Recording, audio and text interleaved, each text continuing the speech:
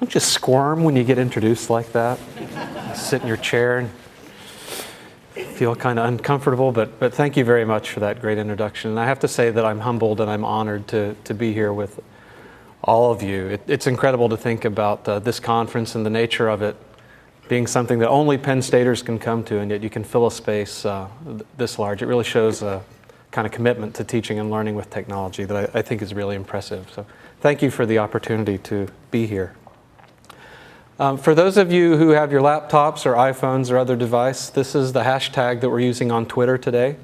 If you do have questions or comments you'd like to make, you can use the tag in Twitter to tweet those thoughts. And we have a separate laptop set up here that I'll be checking periodically. It's refreshing itself so I can see the things you're saying, kind of an informal back channel, and will help me maybe be a little more responsive during the keynote to the things you're thinking about. So I want to begin by telling a story. I think you're always supposed to begin with a story or a joke. We'll start with a story today. This is the Polo parable about the move to teaching and learning online. Once upon a time, there was a water polo team at a university that did very well. They'd won conference 3 years in a row. And one morning, the AD of the university walked into the coach's office and said, "Coach, we're so proud of you. Your team's the pride of the school. You know as well as we do you're the only team that really does anything here." Not Penn State, obviously, right? He said, you're the pride of the school, and I have this incredible opportunity for you to really do something new and innovative. It turns out next year in the conference that there's a new kind of polo that's going to be played here. And with the defensive strategies and the offense that you have and the recruiting and all your experience, I'm sure that if we take you off of water polo and put you coaching this new polo team, that you'll do just as well, and we can win conference the very first year. So, just take your playbook and get ready for this new opportunity. Thanks for your commitment to the university, and the AD leaves. Now, the idea that you could run the same plays on the backs of horses that you could in the pool with any measure of success is sort of ludicrous. And as we think about moving our teaching online, it's sort of like saying that we're swimming on horseback. In other words, to think that you could do the same things online that you can do in the classroom is just ludicrous. It's a different kind of space. It has different affordances, different opportunities, different pitfalls. And even though at a high level it is about scoring points and playing defense at a very, very high level, below that, the individual tactics and strategies and things you might try to do would probably want to be very different on the backs of horses than they would in the pool. So just having said that, I wanted to use that story just to frame the conversation today, that things really change very quickly. So if you've seen this video, did you know, then you know what this next slide says. But in terms of the country that's the richest in the world with the largest military and the strongest education system, et cetera, the answer to the implied question here is Great Britain, of course, just 100 years ago. And things do change very, very rapidly. Galadriel said in Lord of the Rings that the world has changed. But it's actually worse than her statement. It's changing all the time. And the pace of change, the rate of change, seems to be increasing significantly. I want to talk about 6 kinds of specific changes. First, a change from things being analog to being digital, and this one should be fairly straightforward to understand. Most of us don't get our music on vinyl anymore. We get it in digital format, either on CDs or by MP3 downloads. TV, of course, almost transitioned completely to digital in February. I suppose that's going to happen in June now. Our phone service, the way we read newspapers, the movies that we get on DVD instead of VHS. Things are moving or have moved from being analog to being digital. Things are changing from being tethered to being mobile. So I don't have to have my phone plugged into the wall anymore to use it. I'm not connected to the wall that way. I don't have to have my computer plugged in to be on the internet or even to be powered for that matter. And I don't have to show up in the office every day to work either. And things are changing from being isolated to being much more connected. And I think there's a whole semester course here that maybe we ought to think about at some point. But if you think about all the kinds of different connections between people, whether it's by email, by instant message, by Skype, or however, the way that content is all connected to one another, hyperlinks being the definitive feature of the web, which is a way of connecting some content to other content. And then the way that systems are connected to one another and that they talk to each other. And then the way that content is connected to systems, and systems are connected to people, and people are connected to content. This massive interconnection is really a defining feature of our time. It changed from things being generic to things being personal. So when you go to buy a car, or when you go to buy a computer, particularly in the case of a computer, you don't walk into the store and pick a computer up off the shelf. You go onto a website and say, I want my monitor to be this big, and I want this much RAM, and I want this kind of hard drive, and I want this version of the operating system. You want it to be just the way that you want it to be. And you want your car, if you're going to buy a car, you may as well get the color you want. And if your phones were to go off, we would hear different ringtones on every phone in the room, because we want things to be ours. We want them to be personal to us. And there's been a big change from a culture of really consuming media primarily to one where we're all much more involved in producing media. Whether that's instead of only listening to the radio, also podcasting, or instead of just reading the news, also blogging, or creating videos and uploading those to YouTube. We've become a culture that's much more participatory and that invites creation in a way that is different from before. And then finally, it changed from things being closed to things being open, both in terms of software. So you think of Linux in addition to something like Microsoft Windows, or in terms of applications, something like OpenOffice compared to Microsoft Office. And data, all kinds of GIS data, weather data that's openly available to us, data from NASA, and then content as well, available on the web in a very open way. So if we lay these things all out side by side and look at the way things kind of worked then and the way that they do work now, or the way that they're increasing to work now, the really disappointing thing about this slide is that you can easily change the tops of the columns here and still have a pretty effective description, pretty accurate description of what it is that we're all doing. And to me, I think this idea, not the digital divide where people have computers and people don't, but the daily divide, the way that education is so different from the rest of our lives, and particularly our students' lives, is a problem for us.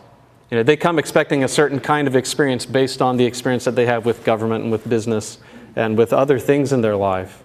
And then they get to school, and school is so different. In his new book, Remix, Larry Lessig gives a great example about the bookification of TV. And I think Lessig was your keynote speaker here last year, or maybe just the year before. If you haven't had a chance to read Remix, I would highly recommend it to you. But the idea about the bookification of TV is, imagine going into the library, and as you walk into the library, you ask to be pointed towards science fiction, and they say, I'm sorry, science fiction's only open from 7:30 to 8. It's do-it-yourself right now. The do-it-yourself books are available right now if you'd like to look at them. You have to come back at 7:30 if you want science fiction. You would just, the faces you're making at me are the right faces. It's just a ridiculous idea, right? If you talk to young people today about television and tell them, did you know there was a time that if you wanted to watch Lost, you actually had to be in front of your television at 9 o'clock, or you missed it? It would seem just as ridiculous as the idea that you had to be at the library at a certain time to use certain types of books. So things like TiVo, things like Hulu, really bookify television programs and make them so that they're available to us whenever we want them. The obvious application to us here is this idea of probably bookifying courses. And an online course, it's online, so it's sort of bookified already. It's not really a challenge to talk to you about that. But I do want you to think about bookifying our online courses. Our on-campus courses. Why do I have to be in a certain room from 10:30 to 11:30 to hear you broadcast your lecture? And if you've been watching Inside Higher Ed and Campus Technology in some of these magazines, lately you'll be seeing an increasing trend of people reporting on experiments where they bring some of their students to class, and other sections they disallow from coming to class, and they give them podcasts of the lecture and say, stay home and listen to this podcast. And then what they find later on when they test them on the material covered either in class or covered on the podcast is that the kids who sat back in their room and listened to the podcast actually learn quite a bit more than the people who attend lecture. And if you think about this for two reasons, it's very clear. If you think about TiVo and you're watching sports and you miss a play and you hit that 7-second skip back button on your TiVo, I mean, imagine being able to just skip back and catch what you missed in the lecture. You're taking notes, you missed that, you look up, it's gone. And you're not going to raise your hand in one of these 100-person seminar classes and stop the conversation and ask them to go back. And another thing we know about the way that students use iPods is they tend to listen to podcasts somewhere between 1.5 and 2 times normal speed. Now that may be because we speak like this in class. 1.5 times speed is like normal speed for a person.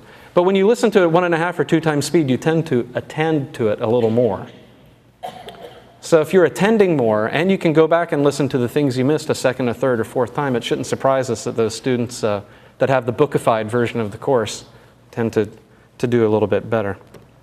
But this on-campus, off-campus dichotomy that we talk about online and on campus, in terms of the way we use media, I think is sort of a false dichotomy. I think we can have our cake and eat it too, despite what I said earlier about the difference in strategies with the Polo parable. Now, when I say that things are changing but education is lagging behind, one way you might be tempted to respond is, well, that's great, but we're education. I mean, you got to have a college degree to get a job, so really, who cares? Where are they going to go? Why do we need to respond to that?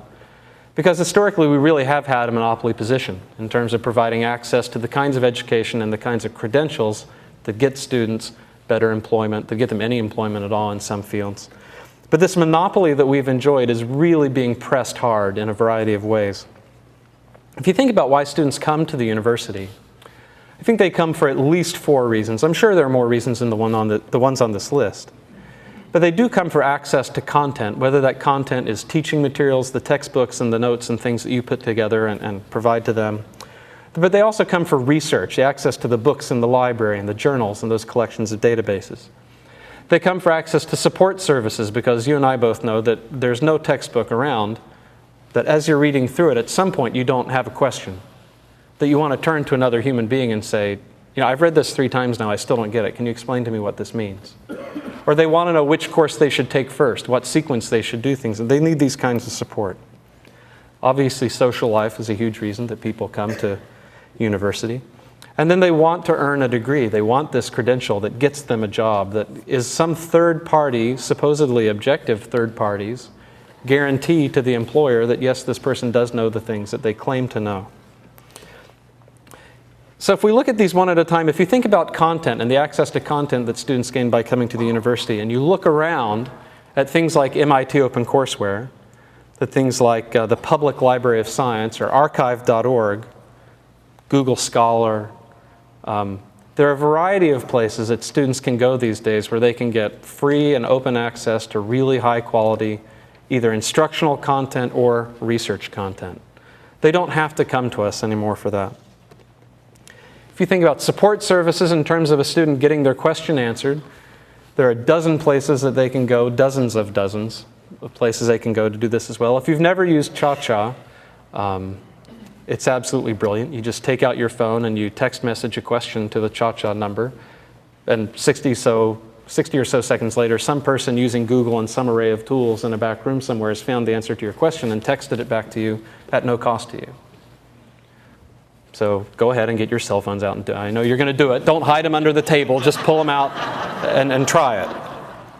Yahoo Answers, I assume most of you have seen before, a board where you can go ask a question and people compete to provide the best answer. And they do like 1 million questions and answers a year.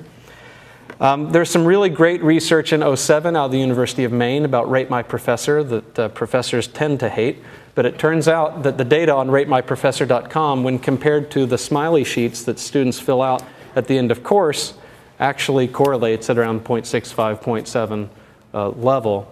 So you can actually make, as a student, if you want to know who's easy, who's hard, who's understandable, and especially, the little chili pepper, who's hot, who do you want to take class from? Rate My Professor is actually a pretty reliable source of data for this. And we could mention Twitter as well.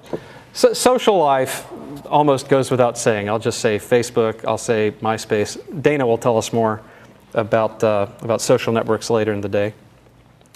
But then degrees.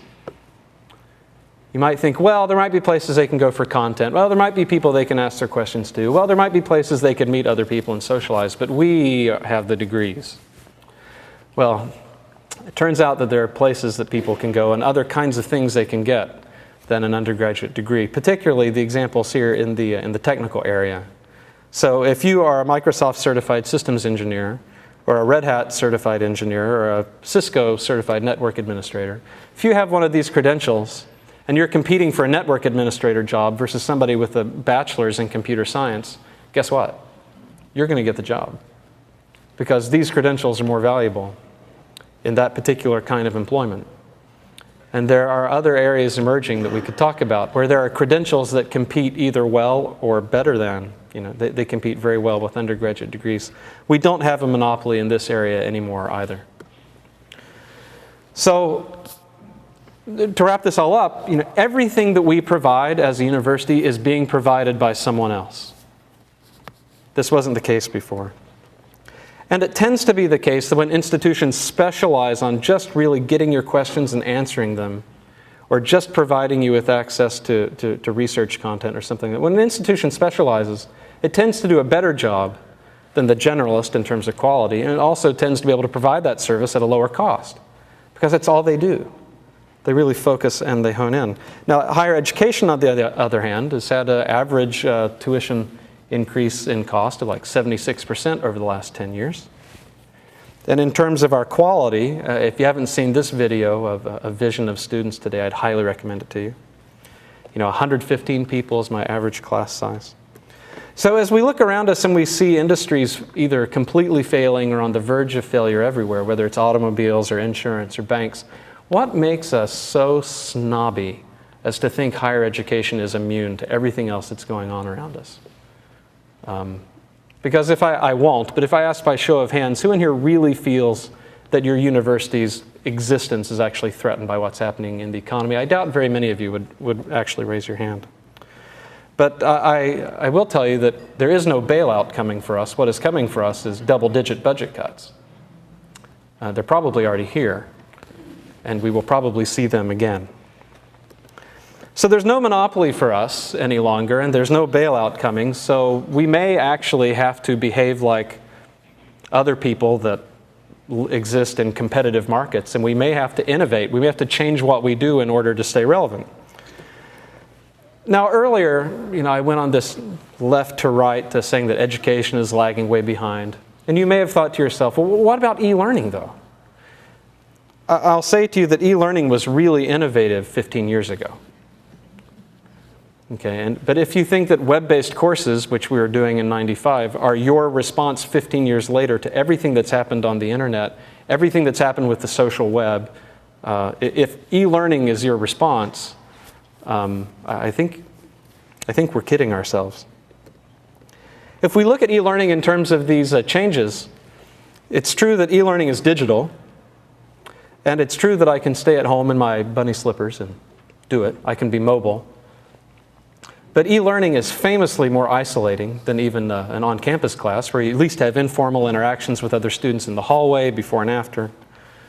In an e-learning kind of experience, you generally get exactly the same content that everyone else in the course gets, so that it's still a very generic experience. Your interaction with the content is frequently download the PowerPoint, download the lecture note, download the PDF. It's very much a consumption kind of model. It's not one that, as a student, you participate in creating the content that's used in the course. And then, of course, if you don't pay your tuition, if you don't apply for admission to the university and become formally admitted, you just don't get in. So I want to suggest to you that we don't even make it halfway with e-learning. It gets us about a third of the way there. I want to suggest to you that openness actually underpins, from this slide here, openness underpins these three other values that education ought to be thinking about that we're missing. And let me try to suggest why. The first is that the most obvious one, you can't connect to something if you don't have access to it.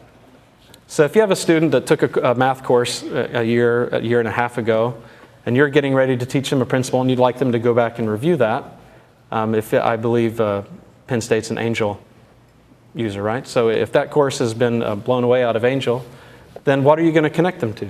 Or even if there's a section of that course meeting right now, that student's not enrolled in it, how are you going to connect them to it? There are a number of us that have a little joke that says, what if Facebook worked like your learning management system? And every 15 weeks, Facebook deleted all your friends, deleted all your groups, deleted all your photos, forgot everything about you, and made you start again. That's not the way you build a community, by blowing everything away every 15 or 16 weeks. You can't connect to something if it's not open, if you don't have access to it. In terms of personalizing, you might be able to actually go in and make some changes to some digital content, but if you don't have permission to do that, strictly speaking, it might not be the best idea. So not openness in terms of technology, but in this case, openness in terms of licensing. If you really want to personalize something, change it maybe into a different language. Change the language reading level up or down because it was written for grad students and you're working with freshmen. Any of those kinds of changes you might want to make, you need something to be open for you to legally go in and make those modifications.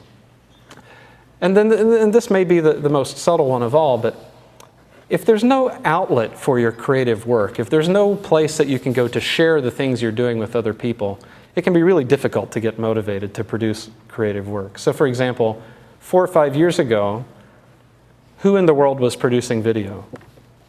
And it's not just about access to flip cameras and things that are inexpensive. The existence of YouTube, the fact that there's some place you can go that's open to anybody coming and posting any video they want and sharing it with their friends, the existence of that space is what's largely responsible for the fact that people create so much video now, because there's something they can do with it. There's a way to share it. There's a place that's open to catching and receiving that. So if it's true that openness underpins all of these other things that are missing from what we might be doing, then we can ask ourselves, well, how? How do we as higher ed go about opening things up? And of course, MIT OpenCourseWare is probably the poster child for kind of opening things up in higher education. I'm going to go ahead and say it, but by raise of hand, how many of you know what MIT OpenCourseWare is? Okay. So you know that there's access to exams and quizzes and video content and some things like this. I think this approach to doing open education, we might call Open 1.0. It's a first generation try. There are hundreds of universities around the globe now operating on this model that are sharing over 6,000 courses. And if you think about it, if someone gets on Google and looks for, biology, and there are 20 biology courses from different universities around the world that are shared completely in the open, when they search for biology, if Penn State doesn't have an open biology course, when they go to do that search, they're not going to find Penn State. They're going to find the universities that do have these courses published out in the open. So even though we might say that this is kind of Open 1.0, in a world where people go to Google to look for things, if you don't have some material out there that Google can index when people search Google, you just don't show up. And if you don't show up, then there's, if you don't show up in a Google search result, then you're a tree that fell in the forest. And, are you there or not? If you don't show up in a Google result, do you exist? These Open 1.0 kinds of projects are very inspirational, obviously, because you can see hundreds of people followed MIT's example, but they're not very sustainable. In the case of MIT OpenCourseWare, this is a $4 million a year operation. Only $2 million of which is committed from the internal budget. They have to raise $2 million every year from now to eternity to keep that project running, or change their business model. I think it's true that when we look at these OpenCourseWare projects, like the one at MIT, like the one at my previous institution at Utah State, these Open 1.0 projects sort of said, we're going to do something great for the world. We're going to release our material, we're going to share, we're going to do all these things for them. And then somewhere along the way we figured out that by sharing with them there were some happy kind of accidental benefits that came to us on our own campus. I think what you see now in a new generation of open projects that are starting is people are switching that around to say, we're going to do some things that are open, but we're going to do them primarily for the benefit of our own core constituency on campus. But we know that by doing those things in the open, that there will be benefits that accrue to people outside the university. And just making that small change to say, we're going to do this for the benefit of ourselves, for the benefit of our students, and let people outside enjoy kind of a peripheral benefit instead of the other way around, I think will make a big difference in how these projects will play out over the next 3 to 5 years. And we also tend to think about open educational resources or OpenCourseWare as being about something that's it's out there, it's online, it's at a distance. But there's a nice, comfortable home for OER in the campus classroom. I want to share a couple of examples of different experiments I've been trying, some of which have been successful, some of which have been utter failures. Of course, you learn more from the failures. But things that I've been doing in my own teaching to try to be more open. And each of these is in an on-campus class. So, first example, in terms of thinking about connectedness and openness. For about 5 years now, in all of the assignments I've given to the students I've had in various classes, I've asked them, don't print off your assignment and hand it in to me. And certainly, whatever you do, don't email it to me. I want you to take the writing, I want you to take the work you do, and I want you to go put it on a public-facing blog where the whole world can see it. And I'll be part of the whole world, and I'll come and I'll read what you wrote as well. And you can choose whether you want to openly license it or keep it copyrighted or whatever. You're not giving away your IP to the world somehow by putting this on a blog. I mean, the Wall Street Journal isn't giving away its content by putting it online in a publicly accessible place. But all the writing that you do, put it out there, where everyone can see it. And I'll just stick your blog in my RSS reader, and when you turn your homework in by posting it, it'll show up and I'll come read it. Well, there are a number of benefits to doing this. This is a homework assignment from a course I'm teaching this semester. And this semester, 3 of the pieces of writing that have been done by students in this course have been picked up by a blogger named Stephen Downs, who I think many of you will know. Stephen has a newsletter that goes out to something like 30,000 people around the world interested in education and technology. And so my students' homework was then emailed out to 30,000 people by a very well-respected person in the field. And the effect of that is that next week, everyone's writing is a little more thoughtful. Everyone's writing is a little bit longer.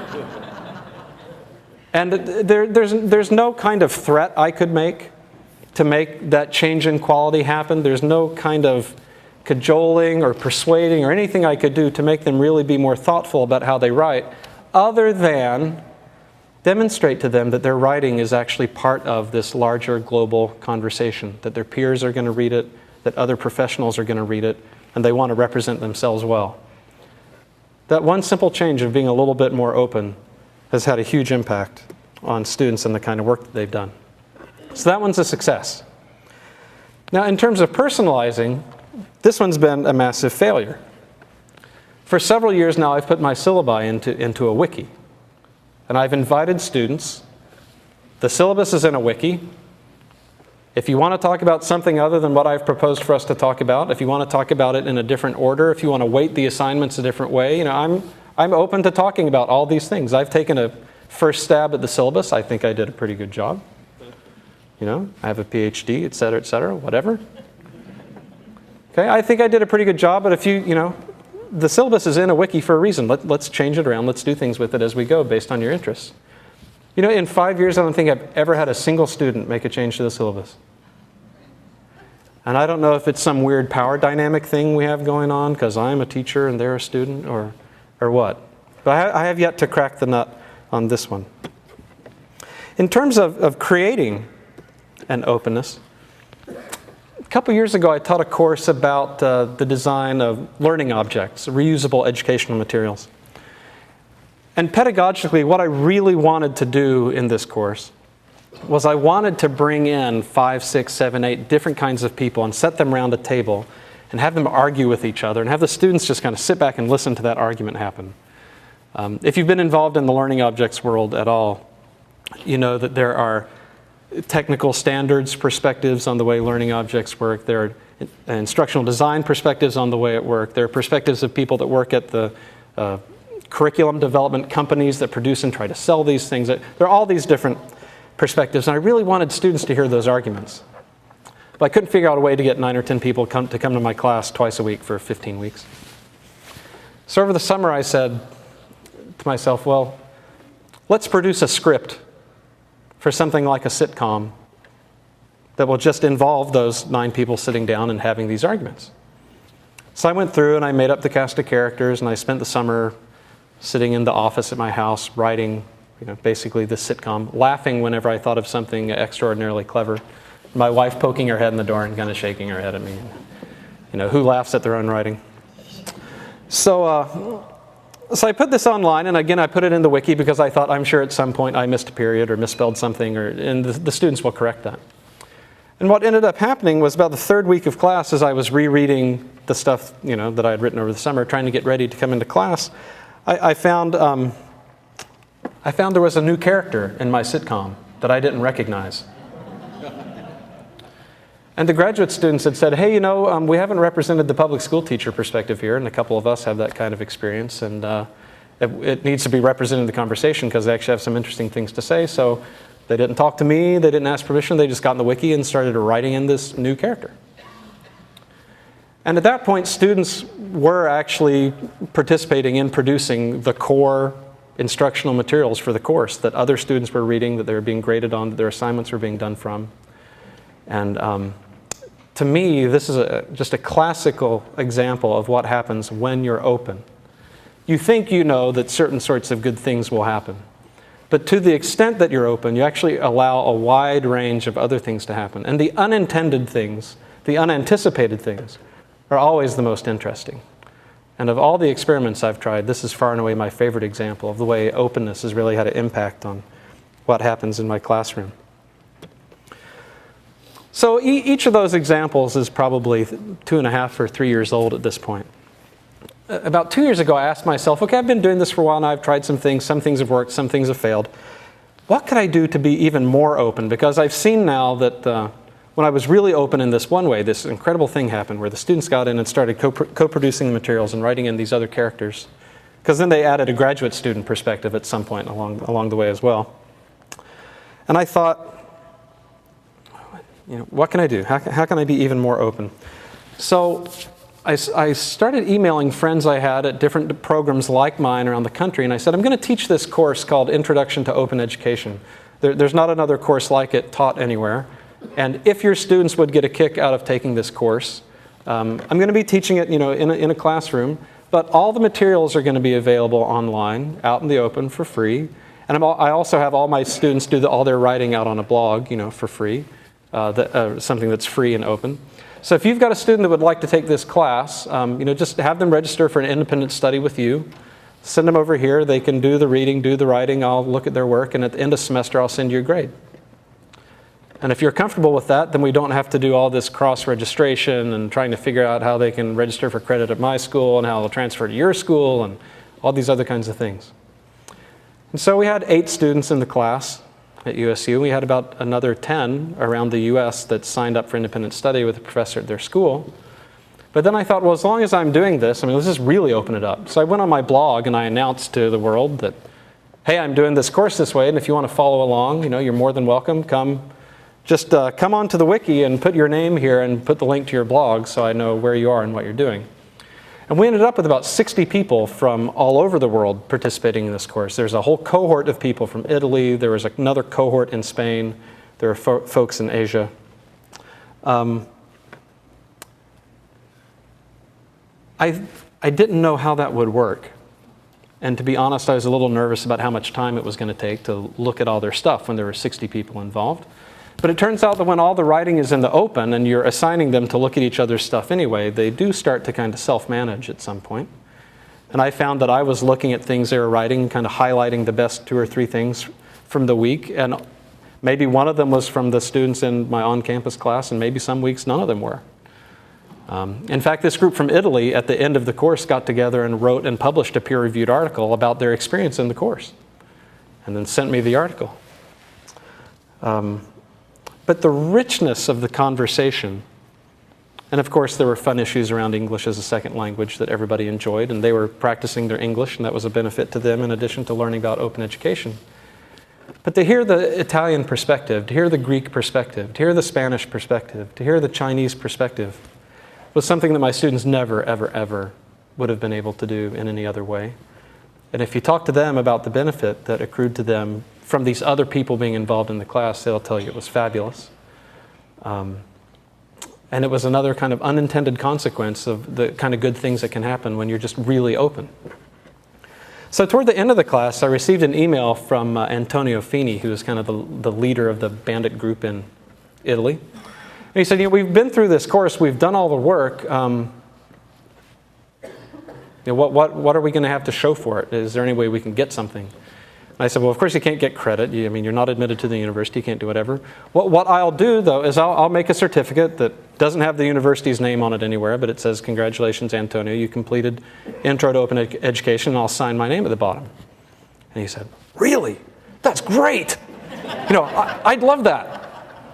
And I said, well, it's just going to be, it's not even going to be a piece of paper. It's going to be a PDF. It just says, congratulations, and has the course, and has my name at the bottom. But there are a bunch of people, it turns out, that wanted that. And Antonio told me later, he said, I list that on my resume. I took that course, I took it from you. I have a piece of paper that says that I did. So word of this got around, which led Jeff Young to write this article in the Chronicle.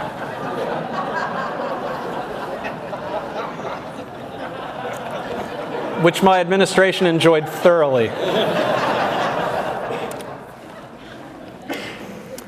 It's actually pretty funny. One of the first conversations I had, now I did this experiment at USU, and I transitioned to BYU shortly thereafter, but there's not even correlation here, yet alone causation. But it's interesting, one of the first conversations I had with the administration at BYU, the provost pulled me aside shortly after this article came out. And he said, I think it's really interesting what you're doing. You do understand that when you give away that certificate, you can't put the university's name on it anywhere. And I said, I would never come within a mile of the university's name appearing on a sheet of paper like this. And he says, well, that's appropriate. And as long as we understand that, I think these experiments you're doing are cool, and full speed ahead. And I thought, wow, this is great. So I went full speed ahead. So I'm teaching this course again this semester. And I wanted to try to understand how I could help this larger number of students that'd be participating, how I could help them support each other better. How they could really get something good out of the course without it taking an extra hour, extra 2 hours, whatever of my time every week. And as I looked around and thought around, I thought, where can we see examples online of big groups of people getting together but really supporting each other's learning effectively? And I realized that massively multiplayer games like World of Warcraft are the best example of where this kind of thing happens, because how else do you learn to kill dragons and farm gold and do whatever it is that you do in these massively multiplayer games? You get in there and you join a guild, and those people teach you and you help them, and you work together, and you start from a person that can't even cut a flower down to somebody that can take on a castle siege over a period of time, through this mentoring, through the tutoring, through the collaboration in these guilds. So I redesigned this Introduction to Open Education class as a massively multiplayer game, primarily to be played by my on-campus students, face-to-face, with basically no technology mediation, but also so that it could be followed by students off-campus. So basically, I again spent some time during the holiday break saying, if Intro to Open Ed was a game, what would the character classes be? So you need somebody that understands how to produce HTML, how to produce video, how to make podcasts, how to do all the production side of things. That person, we'll call them the artisan. We need somebody that knows all the lore and the history and the politics and who all the people are and understands that part of it. And so we'll call that traveling minstrel, the bard. The sustainability issues, of course, you might imagine, are big issues, let's say. How do you support giving things away for free over the long term? We need somebody who thinks a lot about sustainability, so we have a merchant class. And then, of course, you have issues of copyright, licensing, and particularly defending the university brand. I had this as the paladin originally, but we came back to monk. And I could just imagine the monk, sitting down in his musty room reading, the copyright code, trying to understand this Creative Commons license. So the way the syllabus for this course is designed is there's 2 or 3 or 4 training quests in the first couple of weeks where you get some taste of what each of these different character classes would do. But then in week 4, you have to make a choice. The rest of the semester, you're going to play one of these classes. And at that point, the syllabus forks. And each class has its own set of quests that it has to do, where you develop your own kind of expertise, separate from what the others do. And the quests that you go on get harder and harder to the point that you have to guild form at some point, and you have to begin working together with other people, or there's just no way you can possibly accomplish the task that's set out for you. So I put this, all online again, some of it in a blog, some of it in a wiki, thinking, without having learned my lesson the first time, that maybe people would insert a comma or fix a spelling error. And one of the most interesting things that happened was someone decided that we needed a whole new class of character. The rogue is like an artisan, but instead of producing their own materials, they go around the web looking for things that by license are open, but are kind of trapped. They're trapped technologically somehow. So the goal of the rogue is to go about jailbreaking all these supposedly open materials and making them so that other people can actually reuse them. Absolutely brilliant. I didn't come up with it, so that's most of the testimony about how brilliant it is. But this class has really been a great experience. We've had a large group from off-campus play along with us again this semester. And we're just wrapping up, so I haven't had a chance to really sit down and summarize everything that's happened. But I can say to you that it's been a great success. So having shared a couple of examples of ways we can think about being more open, and ways that openness and open educational resources can affect our classrooms on campus, not just people out there in the world, I just want to say really briefly that if we talk about a weather forecast for what's coming in higher education, I think disaggregation is one word that we all need to know and understand. So if you think about the areas we mentioned before of content, of support services, of social life, and of credentialing, you can already start to see, and I'm not talking about the private for-profit space, already among public higher ed institutions, we can see the pieces starting to pull apart. So you take something like MIT OpenCourseWare. MIT is a traditional school, has a campus, everything else, and yet this OpenCourseWare project that they do provides access to a whole class of content separate from being admitted to the university, separate from paying a tuition, separate from anything else. I don't know how many of you are familiar with the Western Governors University, but the Western Governors University is an online university in the West, established by the governors, oddly enough, that works on a completely competency-based model. What that means is it means that the Western Governors University offers no courses. They only offer assessments. They don't care where you learned it. They don't care how you learned it. They don't care how many times you came to class. They don't measure your learning by how long you can sit in a seat. But they have really good psychometricians on staff that write very valid assessment instruments. And if you can come in and you can take one of these assessments and pass it, you know what you needed to know. And if you can pass the test, you get the grade, which gets you the credit, and they're fully accredited online university.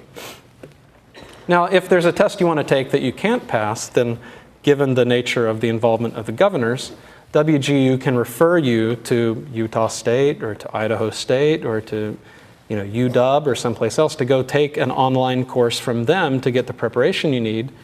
But at the end of the day, when you come back to WGU, they don't offer anything but assessments. So here's an example again of an accredited university where that credentialing piece has been pulled apart from the rest of it.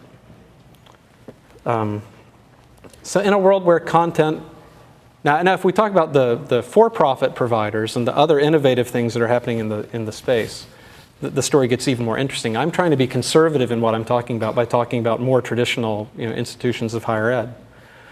But as content pulls away and as assessment pulls away and as these things start to pull apart, the real question that we have to ask ourselves, and given that almost everybody in this room, I think, except me and Dana, are Penn Staters, the question you have to ask about Penn State is, what is the value of having all those things integrated in one institution?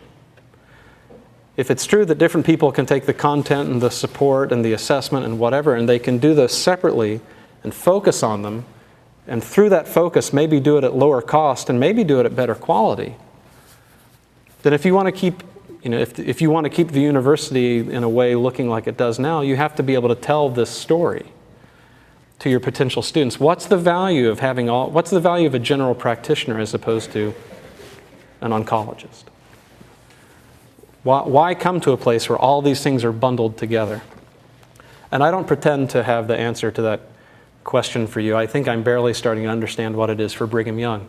The story will be very different for you in your position in the state, relative to the other offerings that there are here. This is a really critical question. What's the value of keeping all these functions in one integrated organization? When we think about becoming more open, I was asking before how we do it.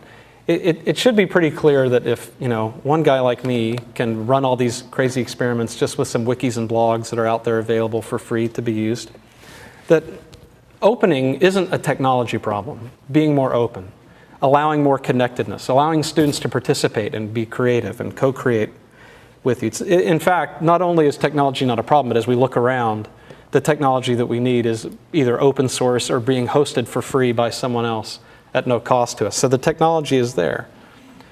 It's just like everything else. It's not a technology problem. This is a policy problem, largely. Now, you will get some faculty like me who will maybe not pay so much attention to policy and will do some experiments anyway. But the experimental environment is certainly a lot freer, and more experiments will happen when policy is structured in such a way to encourage these kinds of experiments. But as I go around and talk to people, what I see happening is I see higher ed acting much more like the music industry than anything else. And by that, I mean that we're largely using policy to defend tradition. We're using our policy to, kind of resist some of these movements, rather than using policy and creating policy frameworks and policy petri dishes where interesting things can grow. Now, having said that, this is the Smokey the Bear part of the message. Only you can prevent forest fires, right? The university is you, right? So you are the only ones who can really think about policy reform. And I love this quote by Deming. I say here that ignoring the problem is not a strategy. Deming said this.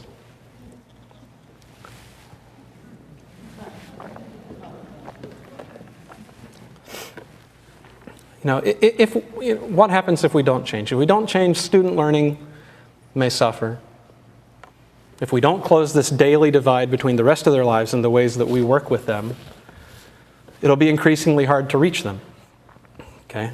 And as we do a poorer and poorer job of meeting their needs, enterprising young capitalists will appear that meet their needs better than we do. And then we will compete with them for students, which may eventually mean that your employment may suffer.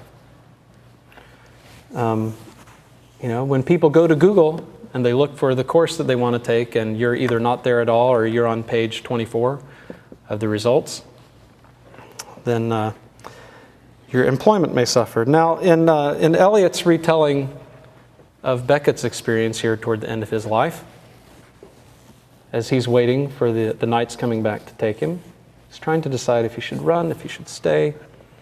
He's having kind of a fight with church leadership. I guess you know the story. But he's tempted in a number of ways as to what he might do.